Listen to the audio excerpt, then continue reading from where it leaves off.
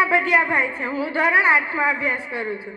આજે હું 26મી જાન્યુઆરી અંતર્ગત બેટી બચાવો બેટી પઢાઓ વિશે મારા વિચારો રજૂ કરું છું. અત્યારે આપણે જમાના પ્રમાણે મોડર્ન થતા ગયા. હાઈફાઈ મોબાઈલ, ગાડીઓ અને હાઈફાઈ કપડાં પહેરતા થઈ ગયા.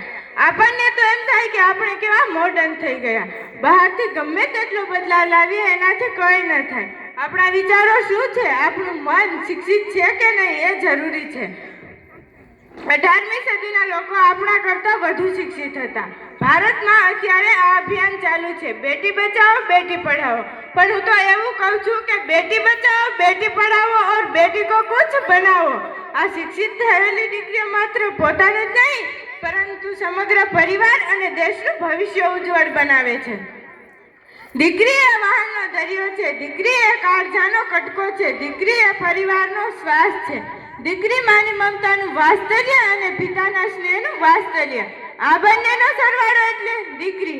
ખરેખર તો પૃથ્વી પર કોઈ પણ જીવનું અવતરણ એ સામાન્ય ઘટના નથી.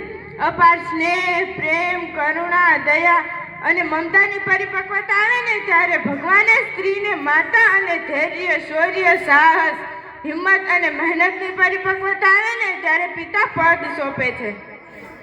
દીકરો જ્યારે પૃથ્વી પર અવતરે છે ને ત્યારે ભગવાન તેને કહે છે, જા તારા પિતાને મદદ કરજે.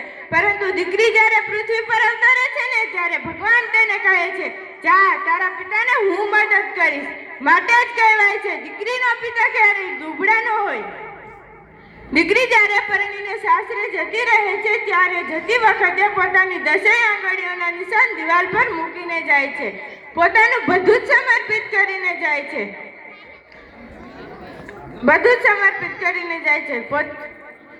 સમાજનો એક પણ પ્રશ્ન એવો નથી કે દીકરીએ પિતાની મિલકતમાંથી સમાન અધિકાર માંગેલ હોય. આ છે દીકરીનું સમર્પણ. હંમેશા દરેક પરિસ્થિતિમાં ઢળી જવું, ચાલશે, ફાવશે, આ જ એનો સ્વભાવ છે. એને આપો તોય રાજી અને ન આપો તોય રાજી. માંગણી નહીં, માત્ર લાગણી.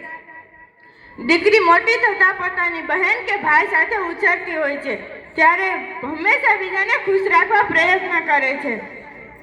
રાખડી દ્વારા પોતાના ભાઈની રક્ષા ઈચ્છતી બહેન પોતાના અંતરના આશીષ આપીને ભાઈનું લાંબુ આયુષ્ય માંગે છે. જરૂર પડે તો સમાધાન કરે છે, ભોગ આપે છે, જતું કરે છે અને અગરબત્તીની જેમ સળગી પોતે સુગંધ પ્રસરાવે છે.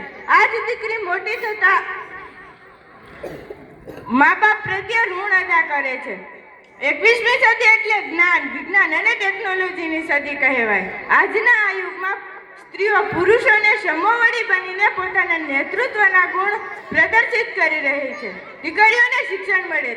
દીકરી ફક્ત ગૃહિણી જ બની ન રહે પરંતુ માન મોભા સાથે શિક્ષણ મેળવી તેનો સર્વાંગી વિકાસ કરે. તે માટે આપણે સૌએ સમાજમાં જાગૃતિ લાવવાની છે. સમગ્ર સમાજનો આધાર દીકરીના શ્રેષ્ઠ ઘડતર પર છે. સૃષ્ટિનો છે એક